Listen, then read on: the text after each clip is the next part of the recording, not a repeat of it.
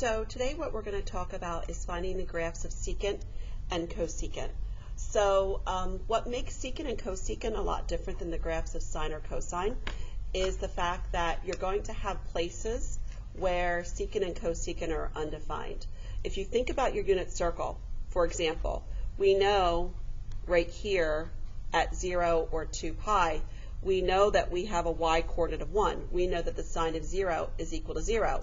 Well, if we ask you to find the cosecant of 0, which we know is the reciprocal of sine, that's going to be undefined.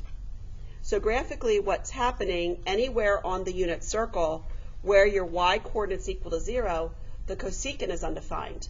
And therefore, graphically, what's happening is you've got vertical asymptotes occurring in the graph at 0, pi, 2 pi. Really, any multiple of pi is what you're going to have a vertical asymptote when we're talking about the cosecant. Now, when we're talking about the secant, we know that secant is reciprocal of the cosine. So if you think about your unit circle, we know that at pi over 2 and 3 pi over 2, we know that the x-coordinate is equal to 0. So we know the cosine of pi over 2 and the cosine of 3 pi over 2 are equal to 0. So therefore, when we go to find the secant of pi over 2, the reciprocal of 0 is undefined. So what's happening then when you take a look at the graph of your secant function, notice your secant function is going to have vertical asymptotes at pi over 2, 3 pi over 2, negative pi over 2, negative 3 pi over 2. So really any odd multiple of pi over 2, that's where you're going to have your vertical asymptotes. And the generalization to come up with those odd multiples of pi over 2 is if you take pi over 2 and add and subtract any number multiplied by pi. That would produce those vertical asymptotes for you. The asymptotes for cosecant are your any multiples of pi. So really, when we go to construct, if you know how to graph a sine or a cosine, you should be able to graph the secant and cosecant. In fact, what you're going to do is to graph a secant, you're going to treat it just like a cosine curve, doing all the different transformations, doing all the shifting, even going as far as putting those points on the graph, and then actually sketching what that cosine curve would look like, but make it a very light or dotted line. And then to graph a cosecant, you would do the same thing, but just treat it like a sine. Now, what you want to make sure you do, after you get done lightly sketching what the sine or cosine graph would look like, any intercept at the baseline, that's where your vertical asymptotes are going to be. So in other words, your baseline points are your vertical asymptotes on secant and cosecant. So again, once you identify the baseline and you've plotted those baseline points, you can sketch where the vertical asymptotes are going to be. Again, use your sine and cosine graphs to help you construct the secant and cosecant curves. All right, so let's take a look at what the parent function looks like. So like I said, if I want you to graph a secant, we're first going to graph and treat it just like a cosine of x curve. Again, remember what the parent function for cosine of x looks like. Again, we have that period going from 0 to 2 pi. And I can find my 3 divisions. This is a pi, excuse me. So remember the baseline, there's no vertical shift with the parent function, so I know my baseline is the x-axis. My a value is 1, so I'm going to go 1 unit above, 1 unit below. Now, again, remember cosine starts at the max, goes to the base, min, base, max. So remember the first key point on cosine of x is going to be at 0, 1. Then I go to pi over 2, 0.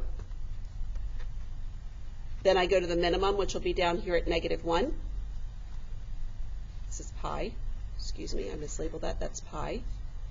3 pi over 2 is a baseline. And then finally 2 pi end up at the maximum. So again, I'm going to lightly sketch what this cosine of x curve would look like. Now, like I mentioned before, your baseline points, which are occurring right here at pi over 2 and 3 pi over 2. This is where your secant of x is going to be undefined. So my vertical asymptotes are at x equals pi over 2 and x equals 3 pi over 2 for the parent function.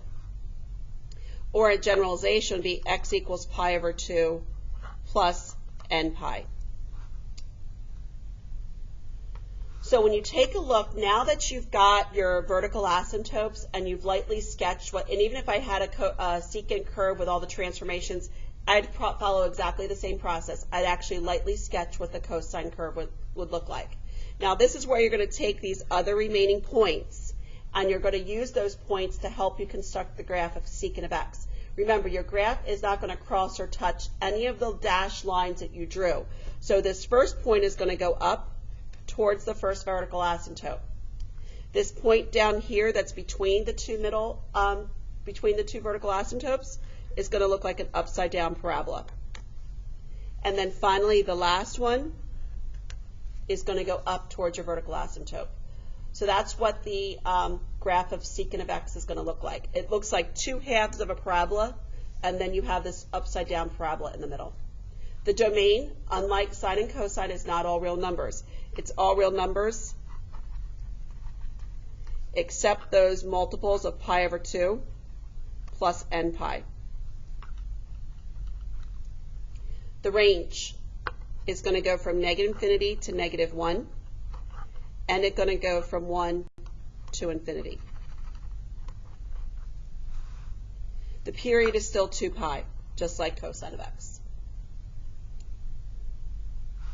So now when you take a look at the parent function for cosecant of x, you're first going to graph it like a sine x. So to take a look at the parent function for cosecant of x, I'm going to graph one cycle, treat it just like a sine. So I know that this is going to be pi over 2, 3 pi over 2. So there's the 5 divisions along the x-axis.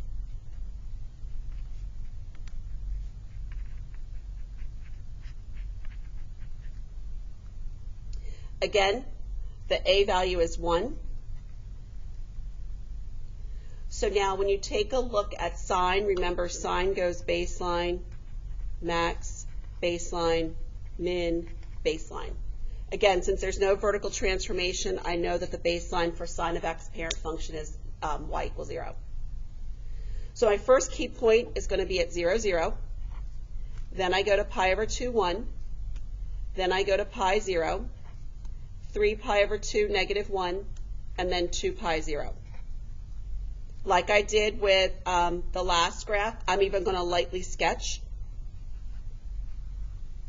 what the sine of x graph would look like. Now remember, any of your baseline points, now this is where we're going to construct that cosecant. Your baseline points, that's where your vertical asymptotes are going to be.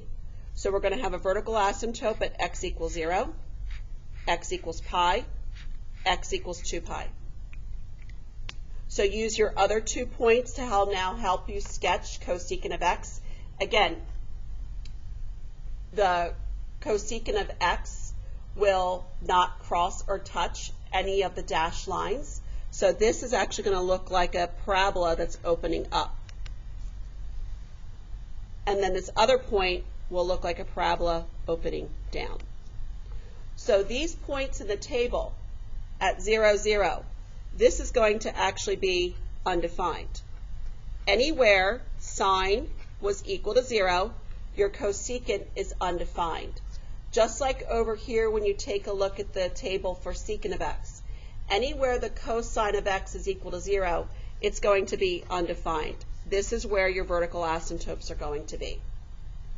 So if you look at the domain for sine of x, it's going to be all real numbers except those multiples of pi, 0 pi, 1 pi, 2 pi, 3 pi, or even negative, negative pi, negative 2 pi, negative 3 pi.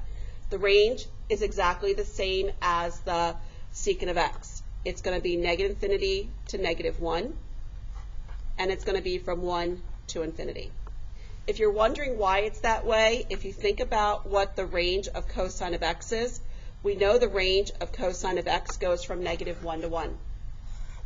So if you think about all the values between negative 1 and 1, well, I know for secant and cosecant, all the values are the reciprocal. So if you think about these numbers between -1 and 1, here you have -1/2. Well, the reciprocal of -1/2 is -2. If you think about -1/3, which is a number between -1 and 1, that goes to -3. So when you take the reciprocal between all these numbers between -1 and 1, so when you get past 0, that's going to give you a half, that's going to give you 2. All the numbers, when you take the reciprocal of all the numbers between -1 and 1, that's where that range comes from. It comes from all those reciprocals. So that's why the range is going to be -infinity to -1 and then 1 to infinity. The period is still 2 pi, just like the sine of x. The vertical asymptotes for the parent function are 3 of them: x equals 0, x equals pi, x equals 2 pi. Or the generalization, x equals any multiple of pi. So that's what the parent function looks like for secant and cosecant.